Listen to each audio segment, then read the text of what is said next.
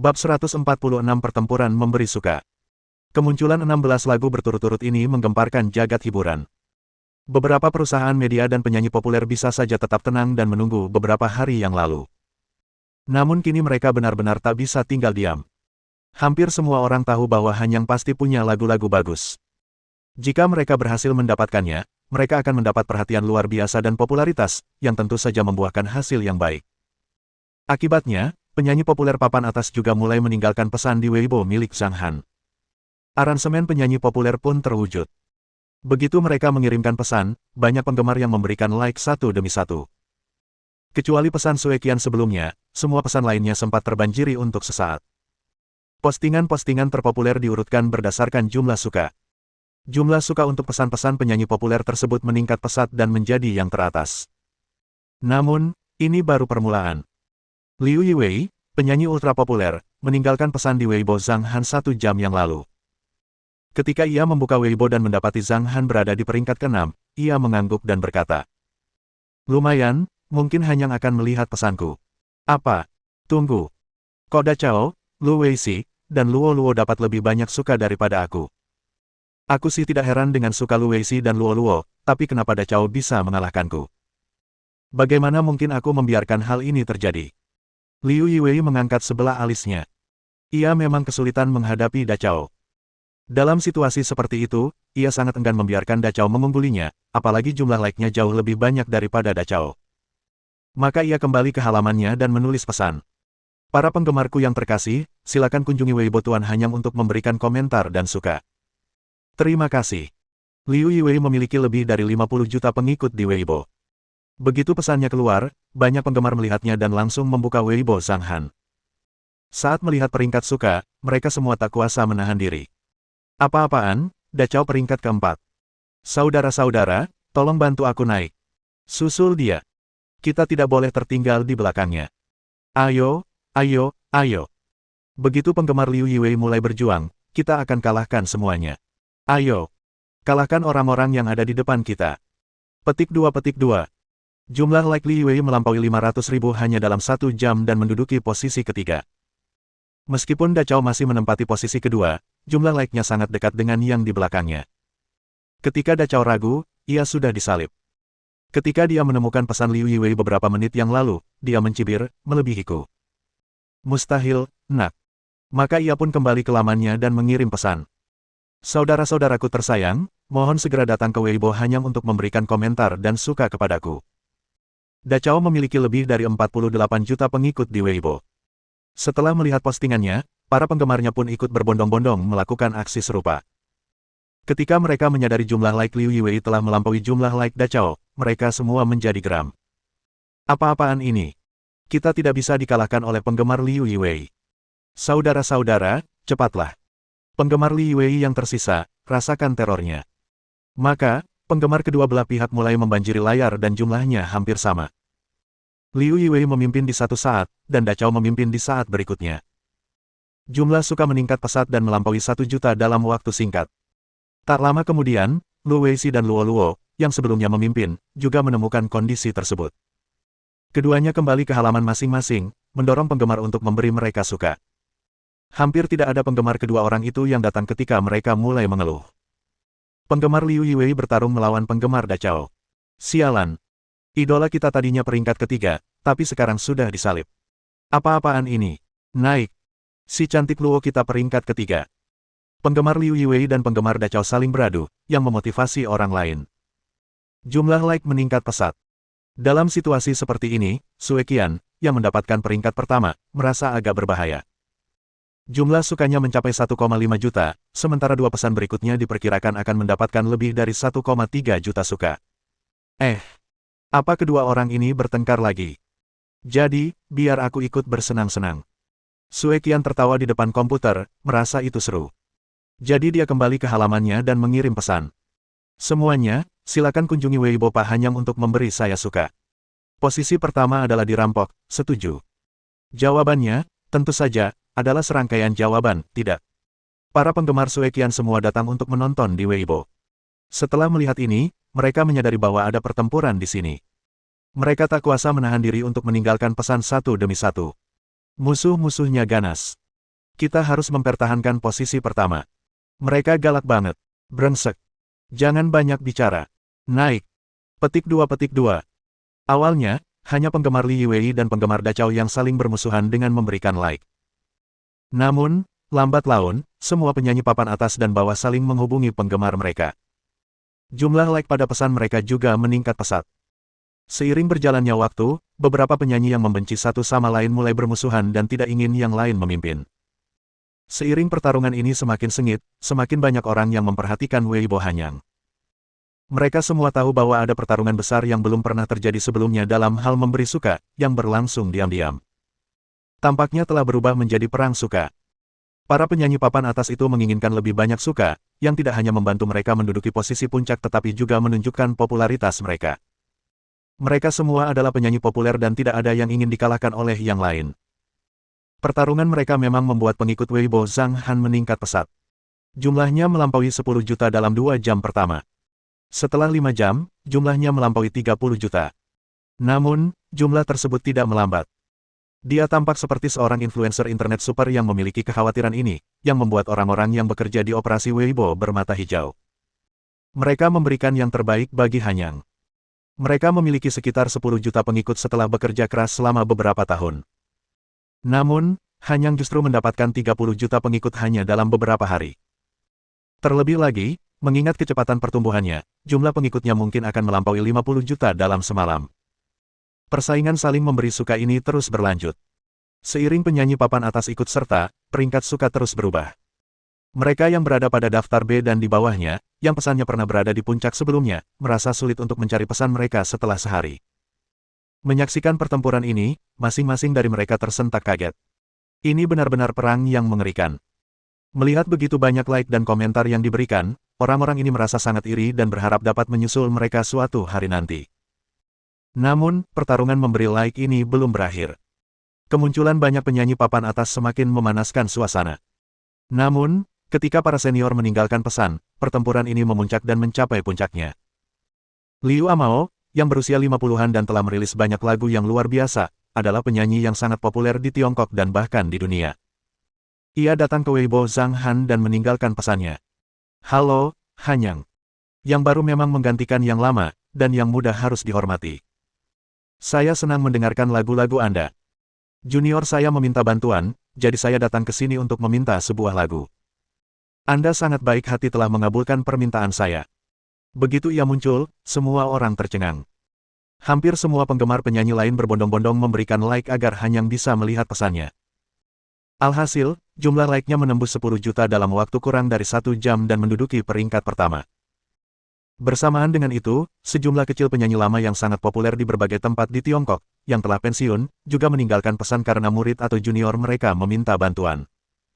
Pesan-pesan mereka membuat peringkat terus berubah. Pada akhirnya, 5 posisi teratas ditempati oleh penyanyi-penyanyi senior. Bahkan Sue Qian, yang mendapatkan lebih dari 10 juta suka, gagal mengimbangi mereka dan berada di peringkat ke-6. Persaingan saling memberi suka ini berlangsung dari siang hingga tengah malam hingga mereda. Sementara itu, sebuah peristiwa menarik menjadi berita utama, menyebabkan semakin banyak orang menontonnya di Weibo. Adapun Zhang Han, ia menemani Meng Meng seperti biasa dan bahkan tidak membuka Weibo. Ia tidak tertarik dengan hal-hal ini. Pagi berikutnya, mereka kembali ke restoran dari Taman Yunyin dan menyelesaikan sarapan. Zhang Han mendapat waktu luang ketika Meng Meng sedang menonton kartun. Ia berjalan ke meja komputer untuk menyalakan komputer sesuka hati. Setelah masuk ke Weibo, Zhang Han sedikit terkejut. 50 juta pengikut. Lebih dari 10 juta pesan. Orang-orang ini. Zhang Han agak terdiam. Dengan begitu banyak komentar, pesan dari penulis lagu yang tidak dikenal itu pun terbengkalai. Jadi, ia harus memilih di antara mereka yang memiliki begitu banyak suka. Oleh karena itu, Zhang Han mencari pesan yang paling banyak disukai. Apa yang mereka lakukan di sini? Zhang Han langsung mengabaikan Liu Amao dan 4 penyanyi lama lainnya. Mereka telah merilis semua lagu mereka, jadi Zhang Han tidak punya apa-apa untuk diberikan kepada mereka. Saat ia melihat ke bawah, ia menemukan beberapa penyanyi yang lagu-lagu klasiknya belum dirilis. Maka, Zhang Han membuat pilihan berskala besar. Ia membutuhkan waktu 2 jam untuk memilih 34 orang, 30 di antaranya adalah penyanyi terkenal dan 4 di antaranya ditemukan secara kebetulan di antara pesan-pesan terbaru Zhang Han. 34 lagu ditambah 16 lagu sebelumnya menghasilkan 50 lagu. Zhang Han merasa lagu-lagu ini sudah cukup untuk didengarkan bersama musik-musik merdu sebelumnya. Maka, ia mengunggah pesan di Weibo-nya. Tidak ada lagi pesan. Kata-kata ini membangkitkan imajinasi banyak orang. Mereka semua menebak apa yang dipikirkannya. Namun, sebenarnya Zhang Han tidak mau bersusah payah menulis lagu. Hanyang, orang ini. Liu Amao dan 4 senior ternama lainnya tersenyum getir. Mereka tidak menyangka Hanyang tidak menunjukkan rasa hormat yang sepantasnya kepada mereka meskipun mereka meminta bantuannya. Ia bahkan memberikan lagu kepada penyanyi papan atas. Apakah mereka terlalu tua untuk mendapatkan lagu? Seperti kata pepatah, kamu menjadi sombong karena kelemahanku. Saat itu, meskipun mereka sedikit tidak puas, mereka tidak mengatakan apa-apa. Lagi pula, apakah dia memberikan lagu atau tidak, semuanya tergantung pada kemauannya. Mereka tidak akan membalas dendam jika tidak mendapatkan lagu. Namun, semua orang yang mendapatkan lagu-lagu tersebut merasa senang, dan bahkan beberapa dari mereka mendapatkan penghargaan dari perusahaan. Lagu-lagu Hanyanglah yang akan membawa popularitas besar bagi mereka. Terutama setelah pertarungan suka di Weibo, mereka akan mendapatkan banyak keuntungan. Zhang Han menghasilkan 34 lagu dalam 2 hari. Setelah dirilis pada hari ketiga, lagu-lagu tersebut dipuji oleh semua perusahaan yang mendapatkannya. Pada hari kelima, sebuah fenomena aneh muncul pada daftar perangkat lunak musik utama.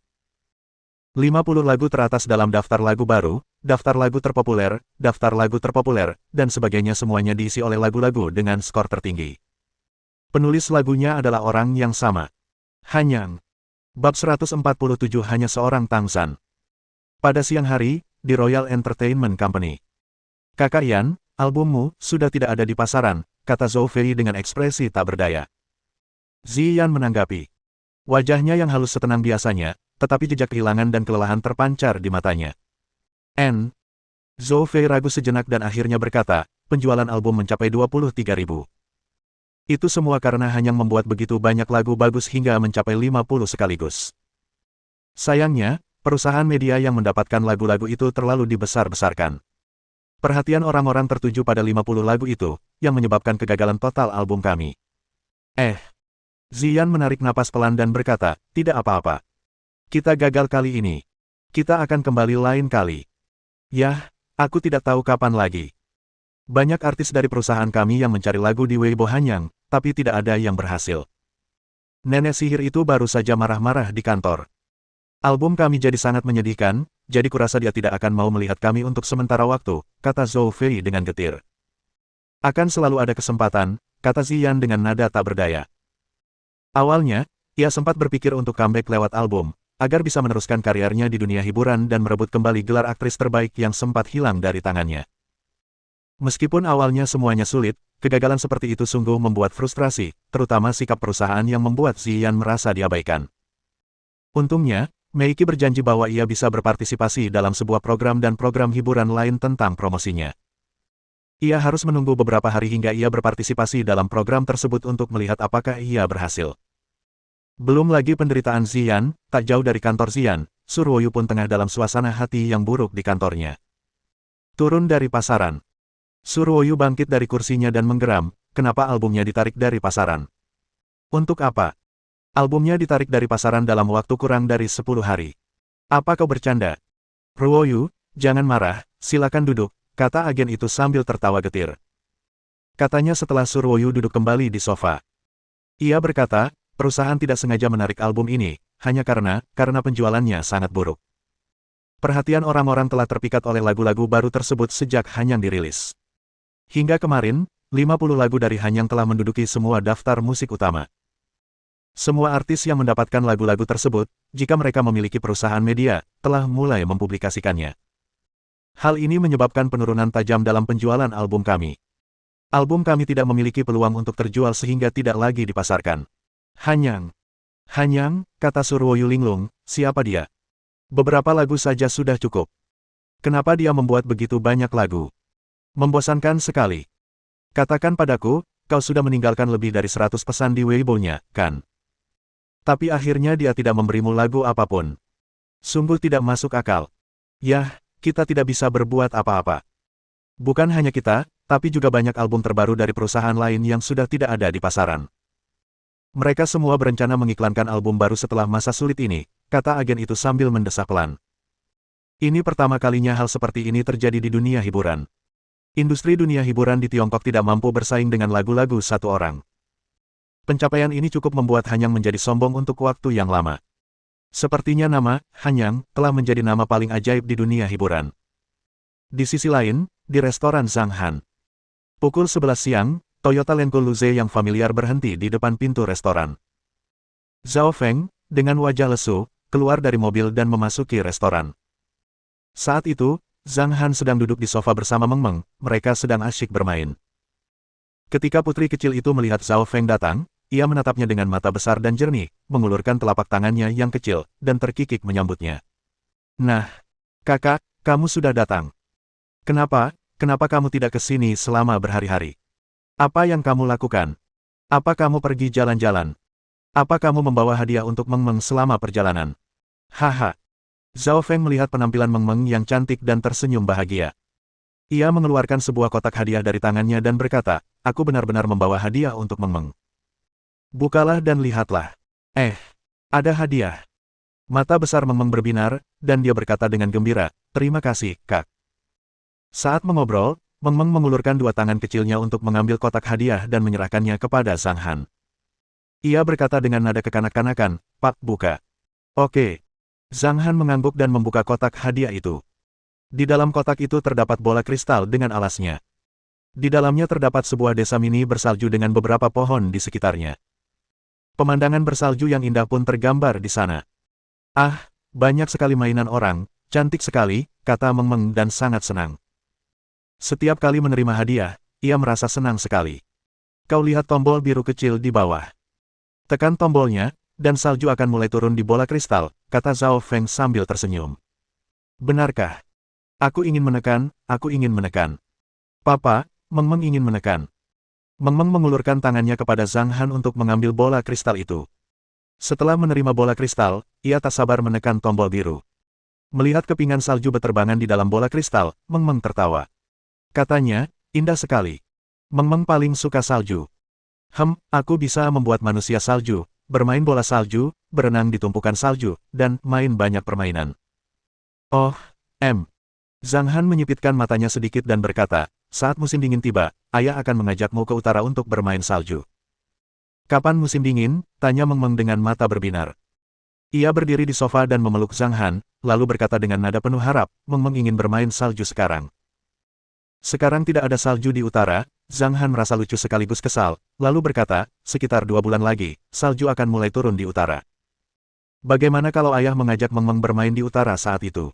Yah. Baiklah, masih ada 2 bulan sebelumnya. 2 bulan punya banyak hari.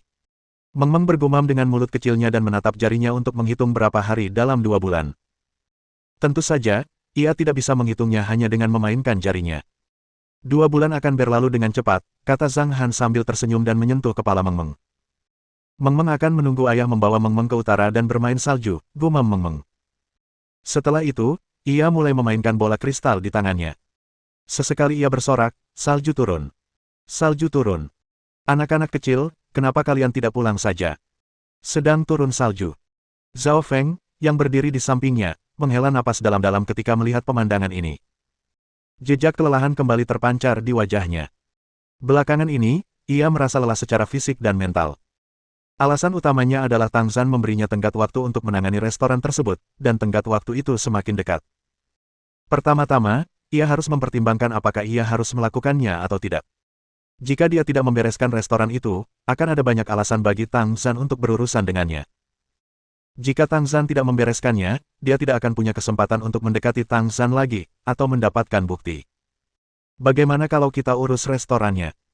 Zhao Feng tidak terpikir, dan dia juga tidak berani. Dia tidak tega mengganggu ketenangan hidup bos Zhang. Ketika Zhang Han melihat Meng Meng mulai bermain dengan mainan-mainan itu, ia memberi isyarat kepada Zhao Feng untuk duduk di meja di satu sisi. Ia mengeluarkan 2 kaleng bir dari kulkas dan duduk. Mereka berdua menyesap bir itu. Bos, Zhao Feng ragu sejenak, lalu akhirnya berkata perlahan, dengan ekspresi rumit dan suara berat, saya mendengar berita dari Amerika Utara pagi ini. Anggota tubuh Scorpion tidak bisa digunakan lagi, dan dia hanya bisa menghabiskan sisa hidupnya di tempat tidur. Ekspresi Zhang Han sangat acuh tak acuh. Ia menyesap bir dan berbicara dengan nada biasa. Dia berkata, aku sungguh baik hati membiarkannya hidup. Sebaiknya dia berdoa agar tidak bertemu denganku lagi di masa depan, atau aku tidak keberatan membunuhnya. Ketika Zhang Han pergi ke bar Changsheng, ia sebenarnya ingin membunuh Scorpion. Namun, kekuatannya terlalu lemah, dan ia tahu bahwa ia harus mematuhi hukum, jika tidak, Scorpion pasti akan dibunuh. Gelar Hanyang Abadi sudah ketinggalan zaman. Meskipun Zhang Han memiliki visi yang sangat tinggi, kekuatannya saat ini adalah elemen dasar dari segalanya. Dia bukan orang bodoh, dan dia tidak akan meremehkan orang biasa karena dia dulunya adalah seorang ahli di tingkat tahap kesengsaraan. Bagi Zhang Han, Scorpion tak sebanding dengan setetes air mata Meng Meng, apalagi Scorpion membuat Meng Meng menangis lama sekali. Singkatnya, Zhang Han teringat Scorpion. Ketika kekuatannya meningkat, ia harus membunuh Scorpion jika melihatnya. Kata-kata itu membuat mata Zhao Feng bergetar. Dia tidak pernah meragukan kata-kata Zhang Han. Apalagi sekarang, ketika dia melihat tatapan Zhang Han yang sangat acuh tak acuh, dia tahu bahwa bos Zhang harus melakukan apa yang dia katakan. Wajah Zhao Feng semakin masam. Ia meneguk 2 teguk bir dan berkata, "Bos, aku tahu kau luar biasa, tapi orang-orang yang bersama Tang Zhan itu seperti sekelompok pembunuh. Kau memang sangat galak, tapi kau harus memikirkan Meng Meng, istrimu, Zhang Li, dan Liang Mengqi. Kau tidak bisa mengalahkan para pembunuh itu sendirian. Bos, kau tahu Tang Zhan pasti tidak akan melepaskannya. Dia memberiku waktu 2 minggu untuk menghadapimu, tapi aku benar-benar tidak bisa. Meskipun waktunya singkat, kau dan Meng Meng, serta restoran ini, sudah sangat penting bagiku." "Pilihan yang bagus," kata Zhang Han sambil tertawa kecil. Dia tahu bahwa Zhao Feng menghormatinya dari lubuk hatinya, jadi dia tidak keberatan membantunya. Namun, Zhao Feng tidak tahu bahwa ia akan bersandar pada seorang pria yang kuat. Meskipun ia tahu bahwa bos adalah pria yang kuat, kebenarannya berada di luar imajinasinya. Dalam benaknya, seni bela diri hanyalah legenda, apalagi seorang abadi yang terdidik yang bisa terbang ke surga, bersembunyi di bawah tanah dan meraih bintang dan bulan. Ini bukan hanya pilihan. Kamu dan Meng Meng menarik bagi semua orang. Restoran ini selalu menjadi tempat di mana aku bisa menemukan kedamaian." Zhao Feng menggelengkan kepalanya sambil tersenyum dan berkata, "Bos, aku sungguh-sungguh menyarankanmu untuk meninggalkan New Moon Bay. Aku bisa menundanya sebentar, tapi aku tidak bisa menundanya selamanya. Tenggat waktu Tang Zhan untukku sudah dekat. Lagi pula, dia punya urusan besar akhir-akhir ini. Dia mungkin akan mengusirku. Kalau aku pergi, itu." Zhao Feng tidak melanjutkan bicaranya. Artinya jelas, jika dia pergi, situasinya akan berubah dengan cepat. Tang Zhan akan mengirim orang untuk mengurus restoran kapan saja. Zhang Han hanya tersenyum tipis mendengar kata-kata Zhao Feng dan berkata, "Hanya Tang Zhan. Dia hanya nonentitas." Bab 148 Zhao Feng mengambil inisiatif misi. Ekspresi Zhao Feng menegang sesaat. Meskipun dia tahu bahwa bos mungkin tidak menganggap serius Tang Zhan, dia tidak menyangka bahwa di mata bos, Tang Zhan, yang berstatus tinggi, dianggap bukan siapa-siapa. Seorang yang tak berarti. Mungkin. Zhao Feng tersenyum getir dalam hatinya, matanya dipenuhi ketidakberdayaan dan kerumitan. Tepat ketika ia hendak mengatakan sesuatu, ponselnya berdering. Semenit setelah ia menjawab telepon, wajahnya berubah muram. "Baiklah, aku mengerti." Zhao Feng menjawab, menutup telepon, dan menatap Zhang Han. "Ada apa? Tang Zhan memintamu untuk menjegalku." Zhang Han bertanya dengan santai.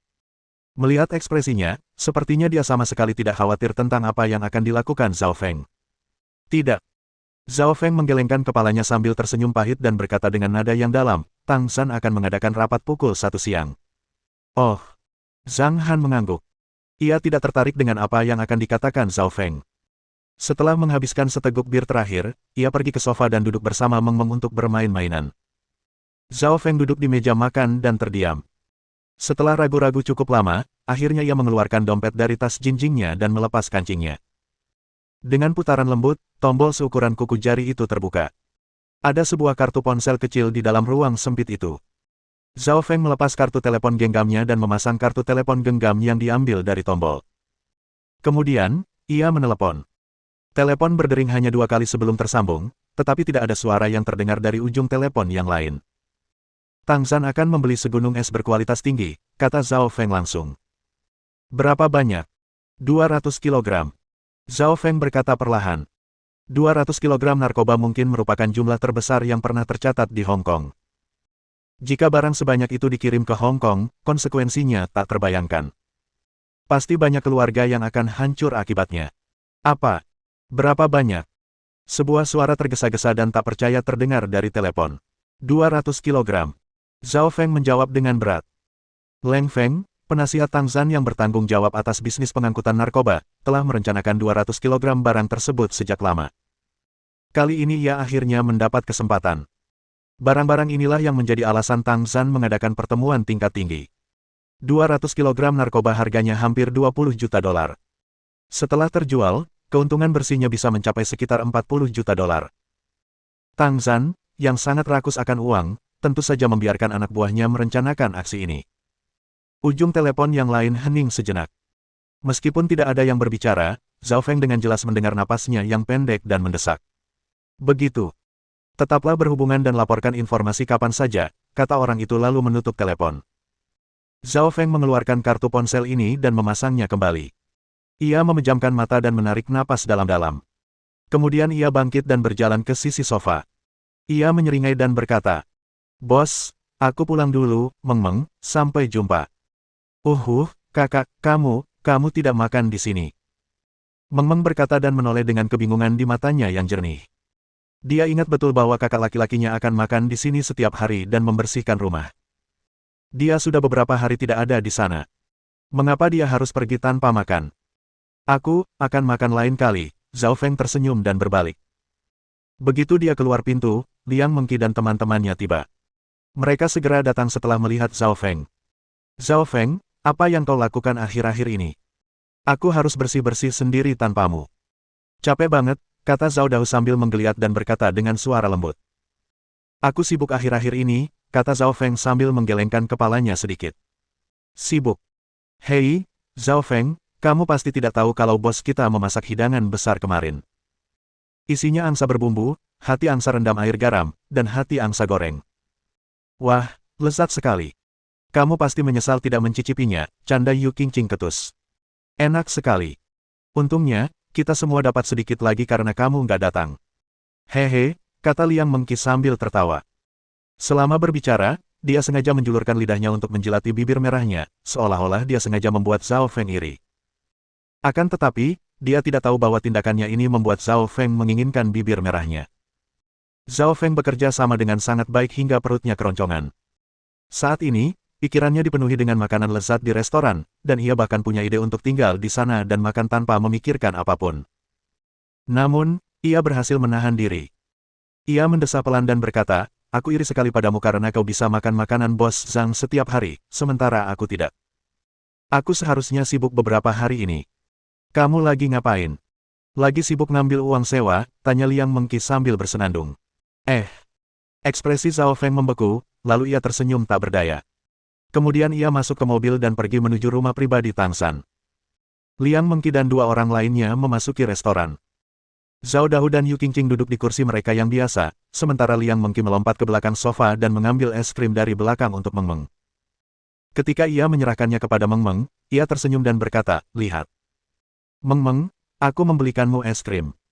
Liang Mengqi menyadari bahwa jika ia ingin bergaul dengan baik di restoran, ia harus melayani putri kecil itu dengan baik terlebih dahulu.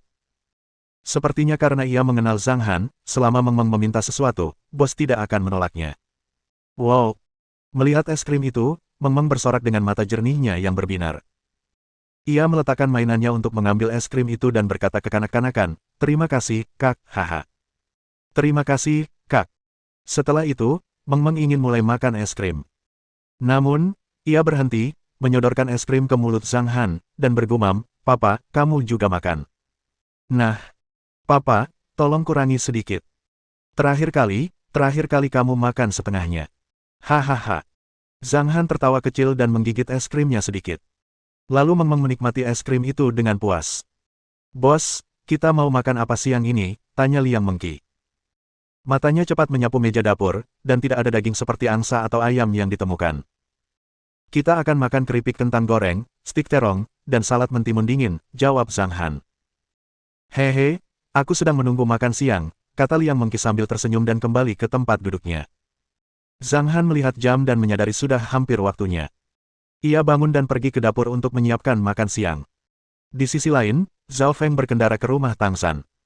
Rumah-rumah mewah setengah gunung di Jalan New Moon Bay luar biasa mahal, dan masing-masing bernilai ratusan juta dolar. Sebuah rumah mewah di lokasi yang bagus bisa berharga lebih dari 1 miliar dolar. Awalnya, New Moon Bay disebut sebagai distrik batu coklat Hong Kong, tempat orang-orang kaya bertebaran di mana-mana. Sementara itu, kawasan perumahan mewah di setengah gunung tersebut dihuni oleh orang-orang kelas atas sejati. Dari pengusaha kaya hingga bintang veteran ternama, bahkan Raja Judi Makau, mereka semua memiliki rumah mewah di sini. Sebagai raksasa kekuatan bawah tanah wilayah selatan, meskipun Tang Zan tidak dapat dibandingkan dengan beberapa kekuatan keluarga, rumah mewahnya berada di daerah yang lebih baik. Mobil Zhao Feng melaju ke gerbang rumah besar, dan 8 penjaga keamanan asing berwajah dingin berdiri di depan gerbang besi. Pagar luar rumah besar memiliki monitor setiap belasan meter. Ada beberapa orang berpatroli di sekitar halaman. Para penjaga ini semuanya adalah para ahli yang direkrut Tang Zan dari perusahaan keamanan air hitam dengan uang yang banyak. Blackwater Security Company, juga dikenal sebagai Blackwater International Company, adalah perusahaan konsultan militer dan keamanan swasta, sekaligus perusahaan keamanan terbesar di Amerika Utara. Perusahaan ini memiliki kekuatan yang luar biasa dan terkenal di seluruh dunia. Profesionalisme mereka juga sangat tinggi. Zhao Feng tahu betul bahwa rumah besar Tang Zan bagaikan benteng. Jika seseorang dikirim untuk menyerangnya secara paksa, hanya akan ada peluru dan peluru di depannya. Meskipun penyelidikan resmi terhadap Tang Zan berlangsung lama, tidak ada yang bisa dilakukan petugas terhadapnya. Lagi pula, tidak ada bukti. Tang Zan selalu diam-diam memerintahkan orang lain untuk melakukan sesuatu. Bahkan jika ada beberapa kesalahan kecil, seseorang akan bertanggung jawab atas kejahatannya. Di depan halaman rumah, 2 petugas keamanan datang untuk memverifikasi identitas Zhao Feng dan kemudian mengizinkannya masuk. Zhao Feng keluar dari mobil di tempat parkir halaman dan pergi ke pintu utama rumah untuk pemeriksaan keamanan terakhir. Pemeriksaan keamanan ini untuk memastikan bahwa ia tidak membawa peralatan berbahaya. Dengan demikian, Zhao Feng akhirnya dapat memasuki rumah utama. Bahkan anak buah Tang Zan sendiri harus melalui pemeriksaan keamanan seperti itu, yang menunjukkan bahwa tingkat perlindungan di sini sangat tinggi. Zhao Feng datang. Silakan duduk. Melihat Zhao Feng datang, Tang Zan tersenyum dan melambaikan tangannya. Ada sekitar 16 atau 17 orang di ruang tamu. Tang Zan duduk di tempat pertama. 3 prajurit duduk di sampingnya, sementara yang lain duduk di kursi-kursi kecil di depan. Ya. Zhao Feng mengangguk dan mengambil kursi sesuka hati. Lebih dari selusin orang berada di puncak asosiasi harmoni abadi. Satu-satunya yang tidak hadir adalah Scorpion yang dilumpuhkan oleh Zhang Han. Karena semua orang sudah di sini, ayo kita mulai, kata Tang Zan perlahan sambil melirik ke arah kerumunan. Kalian semua pasti tahu alasan memanggil kalian ke sini. Aksi ini adalah yang terbesar dalam 2 tahun terakhir dan sudah dipersiapkan sejak lama. Sudah siap sekarang. Karena ini sangat penting, saya akan mengirim 3 orang untuk melakukannya. Apakah ada yang berinisiatif? Mendengar hal itu, orang-orang yang ada di rumah itu terdiam. Seperti yang mereka semua tahu, kali ini narkoba itu seberat 200 kg. Karena beratnya begitu besar, apapun bisa terjadi. Dan misi ini mengharuskan mereka pergi ke segitiga emas, tempat nyawa mereka tak terjamin. Sekalipun mereka bisa bertahan hidup di segitiga emas, jalan pulang tetap berbahaya karena mereka bisa saja menghadapi penangkapan pejabat atau bahkan pasukan lain. Tang Zan melihat ekspresi mereka, tersenyum, dan berkata, kali ini, Leng Feng akan memimpin, dan dia membutuhkan 3 orang untuk membantunya. Siapapun yang dapat menyelesaikan misi ini, dialah yang akan menikmati kejayaan dan kekayaan. Pada saat ini, beberapa orang di ruangan itu tergoda, tetapi mereka tidak berbicara apapun. Tuan Tang, aku ingin tahu apakah kita harus membicarakan Scorpion sebelum misi. Di pihak Tang Zan, Leng Feng berkata sambil tersenyum. Oh ya, aku lupa kalau kau tidak mengingatkanku. Tang Zan tertawa kecil, menatap Zhao Feng, dan berkata, kalau ingatanku benar, batas waktu yang kuberikan padamu sudah hampir habis. Sepertinya kau belum melakukan apa-apa. Mendengar kata-kata Tang Zan, mata semua orang tertuju pada Zhao Feng. Ada yang bersorak gembira, ada yang terkejut, dan ada yang merasa heran. Bukankah ini hanya restoran kecil? Mereka semua berpikir, kenapa dia belum bertindak? Di mata publik, Zhao Feng perlahan berdiri dan menatap Tang Zan, mengucapkan kata demi kata. Dia berkata, Tuan Tang, restoran itulah yang kujanjikan untuk kulindungi. Kala jengking, dia pantas mendapatkannya. Dia lumpuh, tapi sekarang kau punya aku. Aku bisa mendapatkan lebih banyak keuntungan untukmu. Oh, bagaimana kamu bisa membawa lebih banyak manfaat? Tanya Tang Zhan sambil tersenyum. Ikutlah dalam misi ini. Aku akan berusaha sebaik mungkin untuk mengantarkan barang-barang itu kembali kepadamu dengan selamat, jawab Zhao Feng pelan. Bab 149 Leng Feng yang mengerikan. Bagus. Kau orang yang berwawasan luas. Aku akan memberimu kesempatan. Jika kasus ini berjalan lancar, Feng, kau tidak hanya bisa mendapatkan hadiah besar, tapi perseteruan kita antara Scorpion dan restoran itu juga akan berakhir, kata Tang Zhan sambil tersenyum. Tentu. Zhao Feng mengangguk dengan tegas. Meskipun dia tahu dia akan menghadapi banyak bahaya kali ini, entah bagaimana dia merasa lega. Jika kasus kargo ini benar-benar berjalan lancar, maka Tang Zhan, seperti yang dikatakannya, pasti tidak akan lagi menyusahkan restoran di masa mendatang. Namun, bisakah semuanya berjalan semulus itu? Apakah sesederhana itu? Atau adakah niat lain?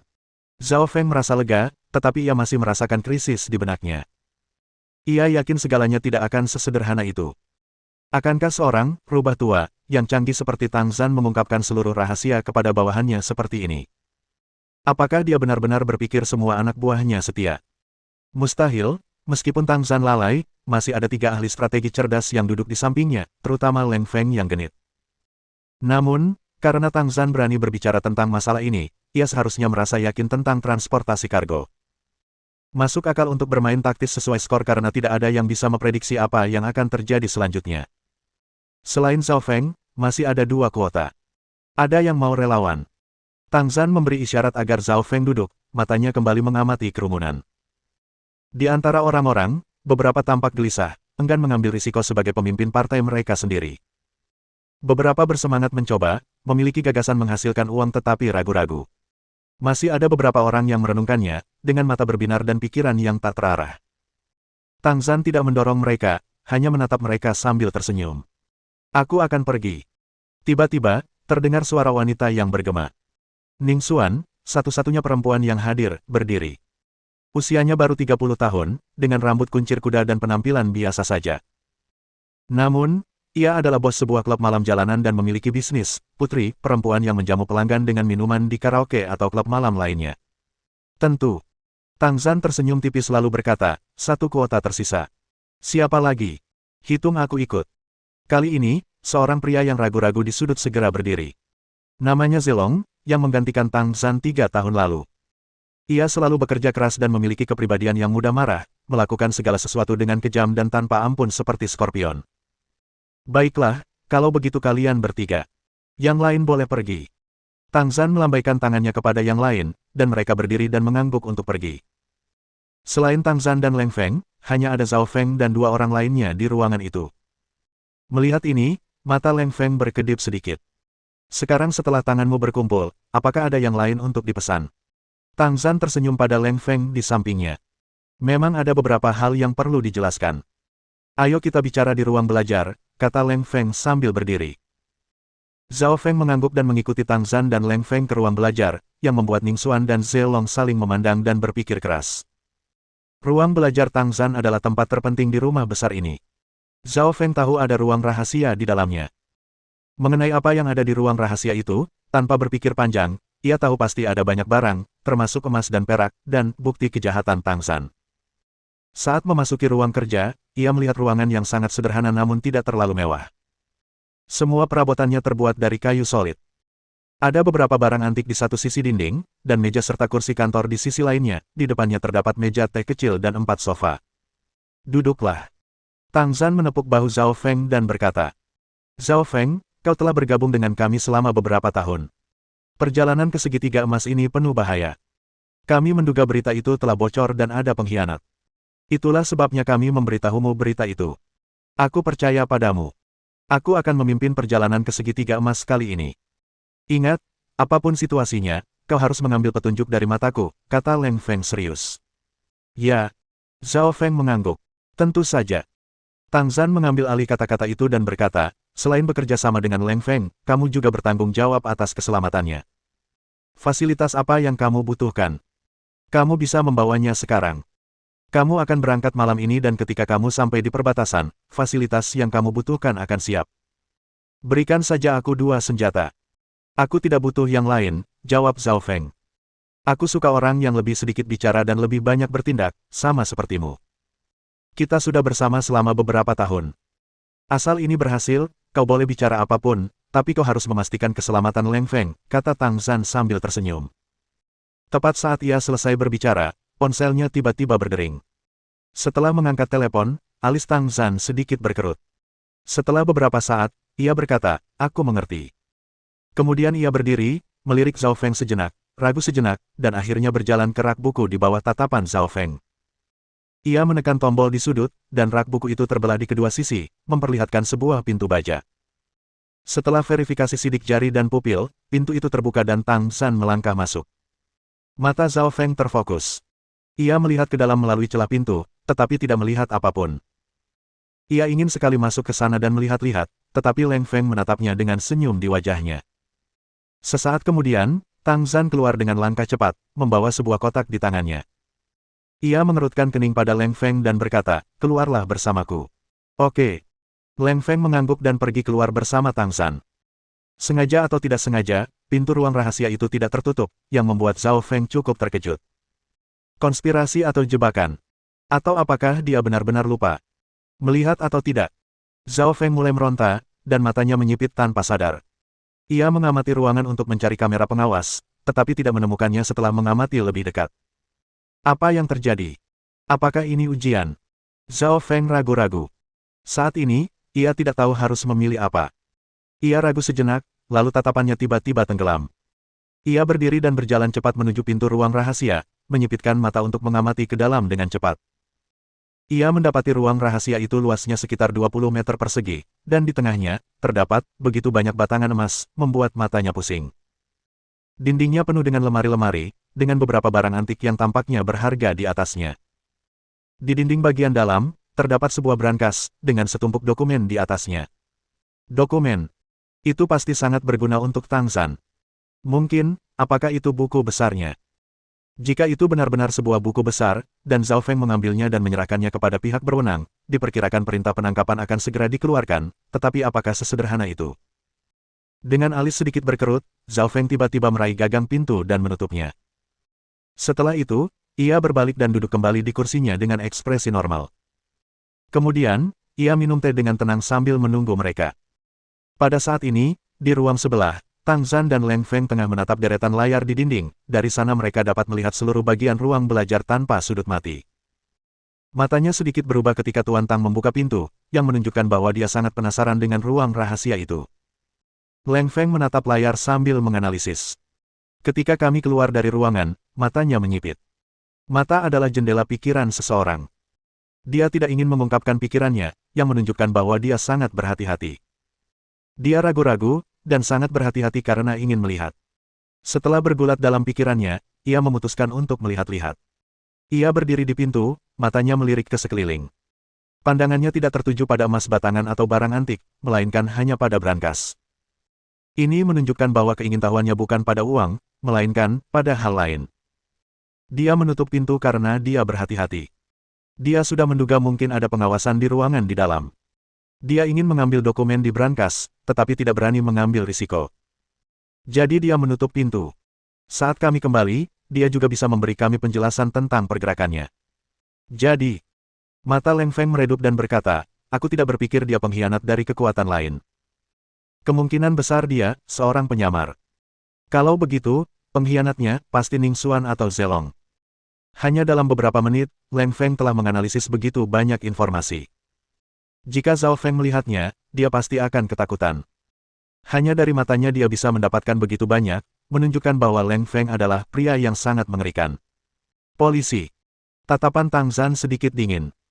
Ia tersenyum dan berkata, itulah yang kami inginkan. Pengiriman kargo akan lebih lancar jika polisi mengetahuinya. Tentu saja. Leng Feng tersenyum licik. Setelah menunggu 2 menit, Tang Zhan dan Leng Feng berjalan kembali sambil tersenyum.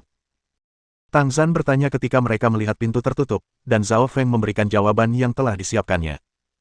Tang Zhanwen tidak berkata apa-apa setelah mendengar jawabannya. Ia berbicara kepada Zhao Feng dan memintanya untuk pergi ke aula dan memanggil Ning Xuan. Setelah Ning Xuan memasuki ruangan, Tang Zhan dan Leng Feng melakukan hal yang sama seperti yang mereka lakukan pada Zhao Feng. Yang terakhir adalah Zelong. Setelah 3 tes, Leng Feng memberikan beberapa spekulasi yang sangat mendekati kebenaran. Setelah Zelong keluar dari ruangan, dia, Zhao Feng, dan Ning Xuan saling berpandangan, merasakan sedikit pembelaan dan permusuhan dari mata orang lain. Praktik berbicara satu persatu ini kemungkinan besar akan memicu perselisihan. Harus diakui, Leng Feng sangat pandai membaca pikiran orang. Kemudian Tang Zhan dan Leng Feng datang ke ruang tamu dan menyuruh mereka berkumpul di sini pada pukul 8 malam sebelum mengizinkan mereka kembali untuk melakukan persiapan. Setelah ketiga orang itu pergi, Tang Zhan bertepuk tangan sambil tersenyum, memanggil bawahannya dan berkata, "Bawa orang itu ke atas." "Baik, Tuan." Kedua bawahan itu mundur dan sekitar setengah jam kemudian, seorang pria berkacamata masuk. Berdiri di sampingnya, Tang Zhan menunjuk Leng Feng sambil berbicara kepada pria itu. Pria itu berjalan ke arah Leng Feng dengan wajah agak gelisah.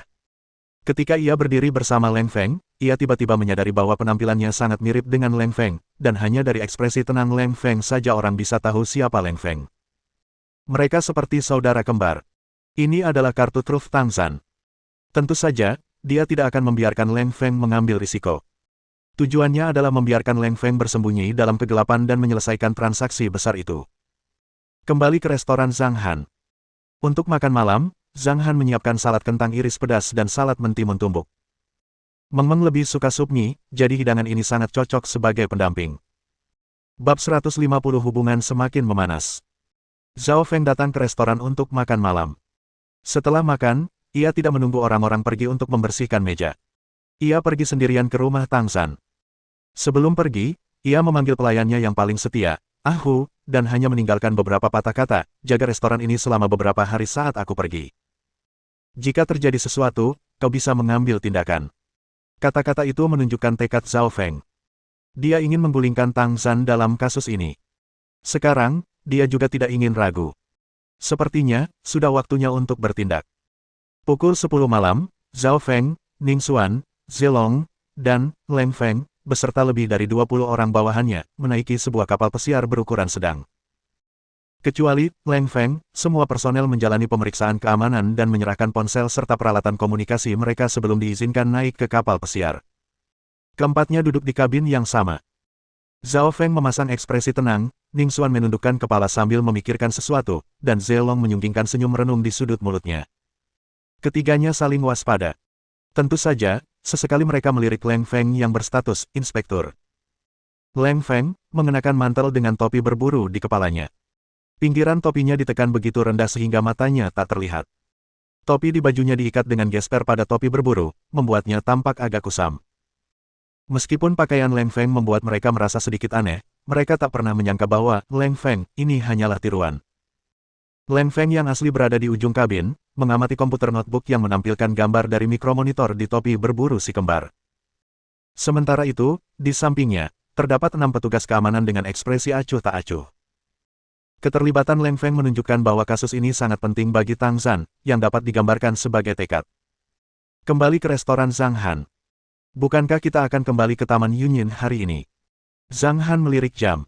Waktu sudah menunjukkan pukul 22.30 dan Ziyan tidak berniat pergi, jadi ia bertanya. "Kenapa? Apa aku tidak diterima di sini?" Mata indah Ziyan berputar ke arah Zhang Han dan mendengus pelan.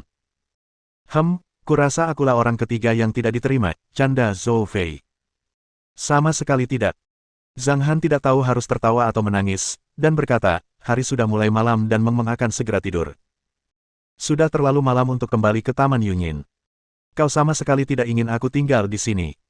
Bibir merah Ziyan sedikit melengkung dan berkata, aku akan pergi ke daratan untuk urusan bisnis besok sore dan aku ingin pergi ke Gunung Bulan Baru di pagi hari. Oh. Zhang Han mengangguk. Ah. Setelah mendengar kata-kata Ziyan, Meng Meng meletakkan mainannya, menatap Ziyan dengan mata besarnya yang berbinar-binar, lalu cemberut dan berkata, Mama, kenapa Mama keluar lagi? Meng Meng ingin Mama menemaniku. Mama harus pergi bekerja, mencari uang untuk membeli banyak mainan untuk Meng Meng. Aku akan membawakan hadiah untuk Meng Meng saat aku kembali. Ziyan mengatakan apa yang sudah ia persiapkan. Ziyan tahu bahwa semua anak menginginkan hadiah ketika orang tua mereka pulang kerja. Lagi pula, ia pernah mengalami masa-masa seperti ini sebelumnya. Namun, Zhang Han terkekeh pelan. Jika tujuan Ziyan adalah menghasilkan uang, maka pekerjaan itu bukanlah suatu keharusan. Sepertinya 50 lagu ciptaannya baru saja menghasilkan bayaran 10 juta yuan. Untuk waktu yang lama, Zhang Han tidak pernah berpikir untuk menghasilkan uang secara sengaja, tetapi uang di kartu banknya terus bertambah. Dalam sebulan, simpanannya mencapai sekitar 15 juta yuan. Jika ditambahkan dengan pendapatan dari sewa gunung, pendapatannya bulan ini mencapai lebih dari 30 juta yuan. Ketika Meng Meng mendengar tentang hadiah itu, matanya yang besar sedikit berbinar, berkata, benarkah? Mama akan membawakan hadiah untuk Meng Meng. Mama memang hebat, tapi... Pada titik ini, Meng Meng kembali mengerucutkan bibirnya dan berkata, tapi Meng Meng masih tidak ingin Mama pergi. Baiklah, Mama akan kembali dalam beberapa hari. Tidak akan lama. Melihat Meng Meng bergantung padanya seperti ini, Ziyan sangat senang.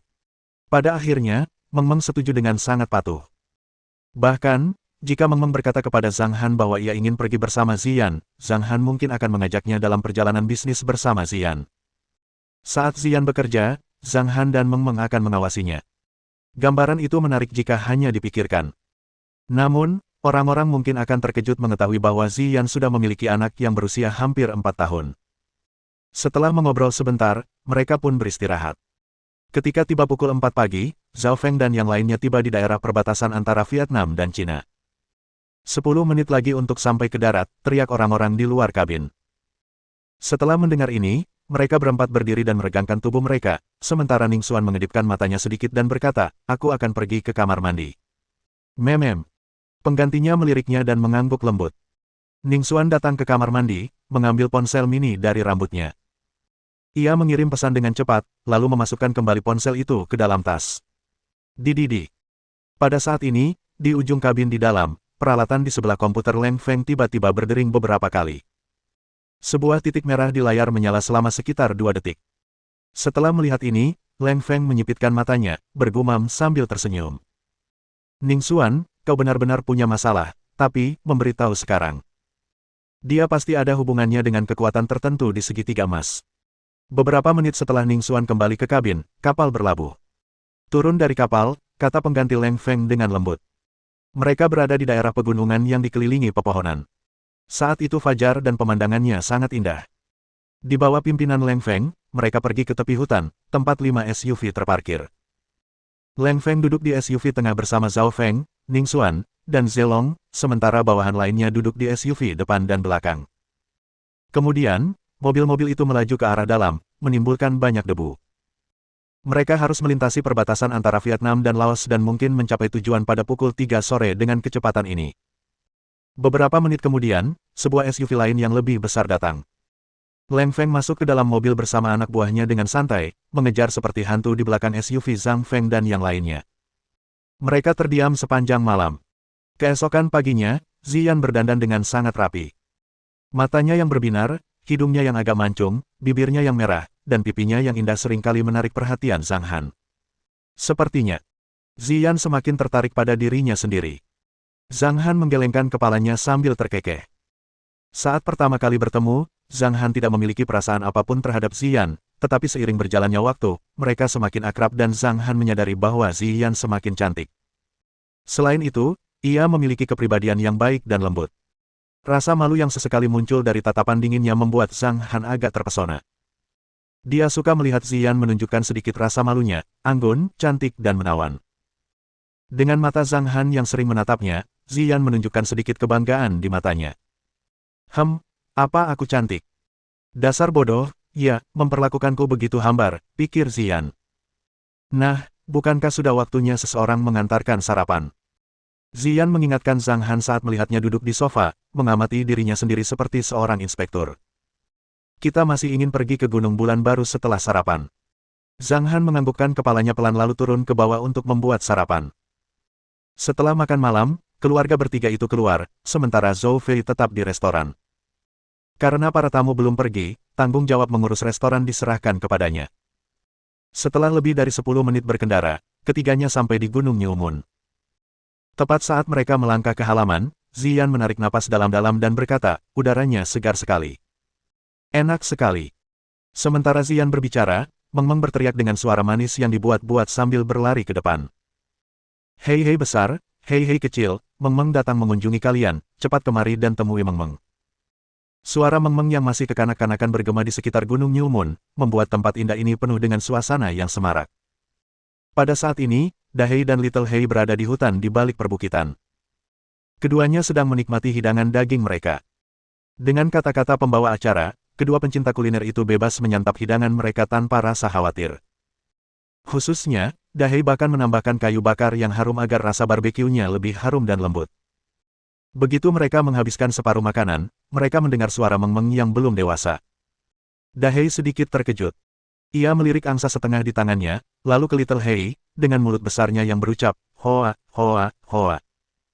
Seolah berkata, tuan rumah kecil sudah datang dan kita belum selesai makan.